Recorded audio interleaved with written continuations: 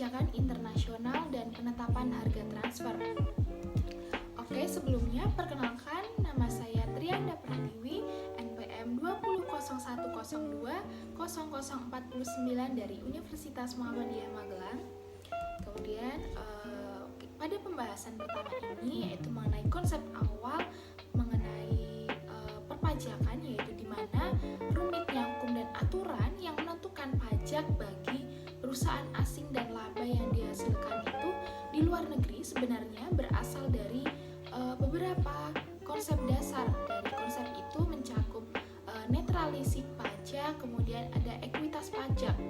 Untuk netralisis pajak yaitu adalah pajak yang tidak memiliki pengaruh terhadap keputusan alokasi sumber daya.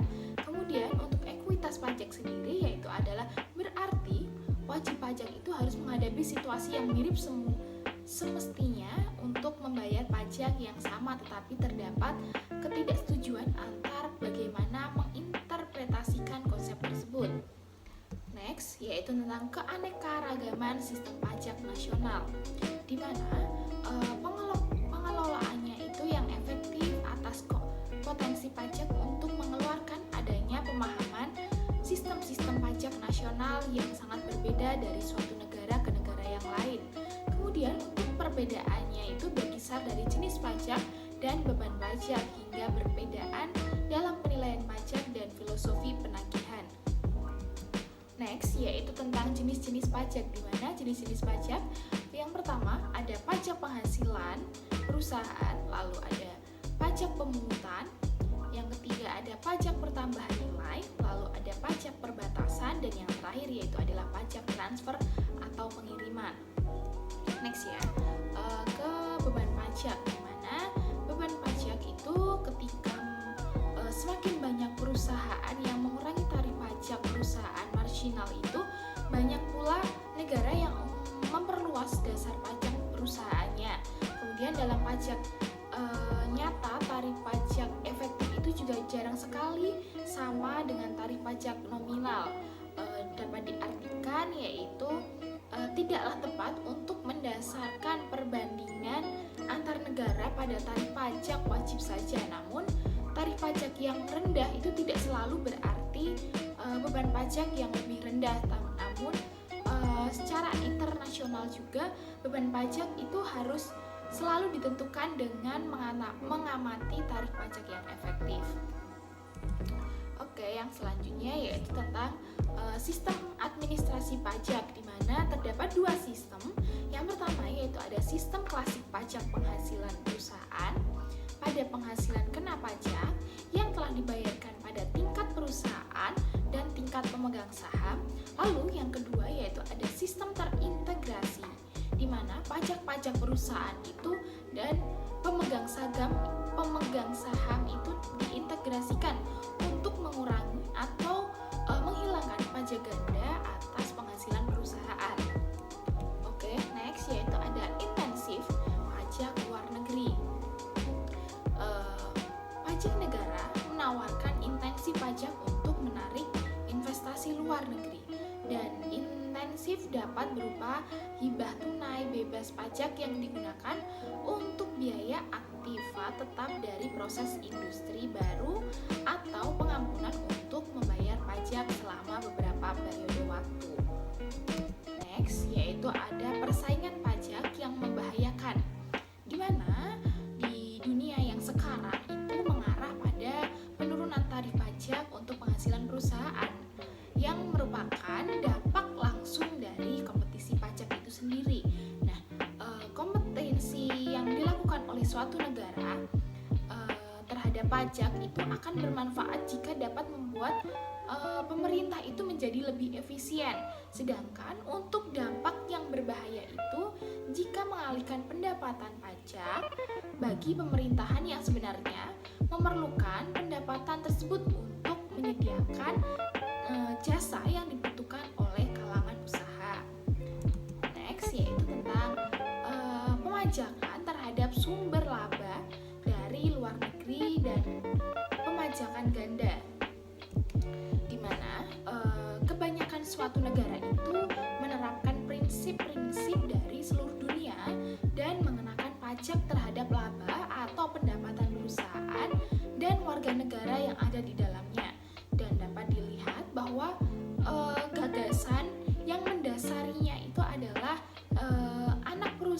asing itu sebuah perusahaan lokal hanyalah suatu perusahaan lokal yang kebetulan itu beroperasi di dalam suatu negara. Oke, next yaitu tentang pemakaian terhadap sumber laba dari luar negeri dan pemajakannya ganda, di mana setiap negara itu mengklaim hak untuk mengenakan pajak terhadap laba yang dihasilkan di dalam suatu wilayahnya. Namun filosofi nasional itu atas pengenaan pajaknya terhadap sumber-sumber dari luar negeri berbeda-beda, dan itu merupakan suatu hal yang sangat penting dari sudut pandang seseorang perencana pajak. Seperti itu. Kemudian untuk kredit pajak luar negeri, pajak luar negeri itu dapat dihitung dari kredit langsung atau pajak penghasilan yang telah dibayarkan atas laba cabang atau perusahaan, dan setiap pajak yang dipungut itu dapat sumbernya seperti dividen, bunga, ataupun yang lainnya. Kemudian untuk pajak kreditnya juga dapat diperkirakan jika jumlah pajak penghasilan luar negeri yang dibayarkan itu tidak terlampau jelas. Seperti itu. Kemudian untuk selanjutnya yaitu ada pembatasan mengenai kredit perpajakan. Untuk pembatasan kredit pajak luar negeri itu berlaku untuk pajak di negara Amerika Serikat atau sumber pajak penghasilan luar negeri yang jenis-jenis dari penghasilannya yaitu seperti pendapatan pasif, pendapatan jasa keuangan, kemudian ada pendapatan jasa pemungutan yang tinggi, lalu ada pendapatan transportasi dan untuk dividen. Kemudian untuk selanjutnya yaitu ada perjanjian mengenai perpajakan, di mana perjanjian itu mempengaruhi pajak pungutan atas dividen, bunga, atau royalti yang akan dibayarkan oleh suatu perusahaan di suatu negara kepada pemegang saham asing. Seperti itu. Kemudian untuk pertimbangan mata uang asing, untuk kerugian dan keuntungannya sendiri di dalam mata uang asing secara umum itu dialokasikan antara sumber yang ada di Amerika Serikat dan sumber di luar negeri atau di negara yang lainnya, dan mengacu kepada tempat kedudukan pembayaran pajak di dalam buku akuntansi yang telah mencerminkan aktiva ataupun kewajibannya. Lalu untuk dimensi perencanaan pajak terdapat dua hal yang mendasari, yaitu yang pertama ada pertimbangan pajak yang seharusnya tidak pernah mengendalikan strategi usaha ataupun bisnis, di mana kekuatannya itu suatu keuangan atau operasional dapat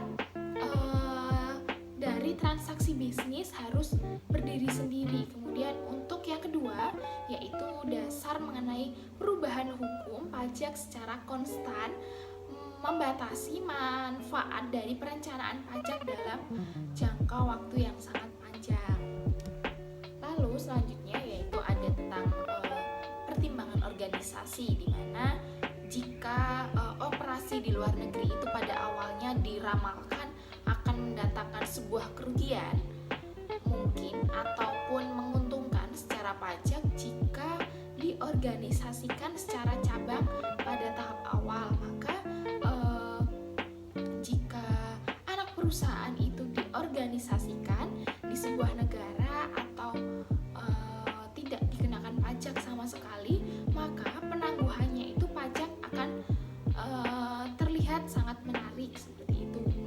Lalu next mengenai perusahaan luar negeri yang dikendalikan dan laba subbagian F, di mana seperti contohnya yaitu negara Amerika Serikat.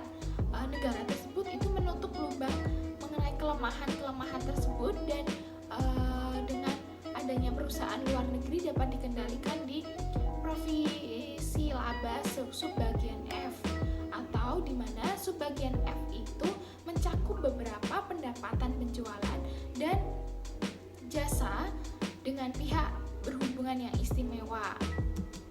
Lalu ada induk perusahaan di luar negeri, di mana terdapat perusahaan yang menyangkut pajak, yaitu ada Ada tiga. Yang pertama yaitu mempertahankan manfaat tingkat pajak pemungutan atau dividen, bunga, royalti, dan ataupun sebagainya.